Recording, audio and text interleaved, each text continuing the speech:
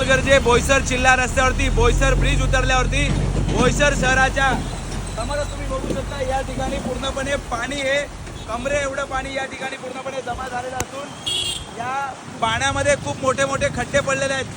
कित्येक वाहनामध्ये 2 चाकीस्वार असतील, 4 व्हीलरमध्ये पाणी गेलेलं आहे। गाड्यांमध्ये बिघाड झाल्याच्या नंतर याला जबाबदार कोण असेल? MIDCचं प्रशासन असेल का? नुकतंच तुम्ही बघू शकता त्या ठिकाणी पूर्णपणे चेंबर पण ओव्हरफ्लो झालेले आहेत।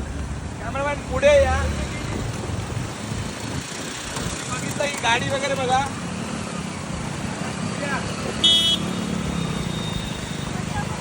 बघू शकता तुम्ही या ठिकाणी किती पाणी हे तारापूर MIDC मध्ये। बोईसर शहराच्या सुरुवातीला जर एवढं पाणी जमा झालेलं असेल तर तारापूर MIDCचे अधिकारी करतात काय? पावसाळ्यामध्ये कित्येक तरी वेळा कमरे एवढं पाणी हे या ठिकाणी या स्पॉटला जमा झालं होतं।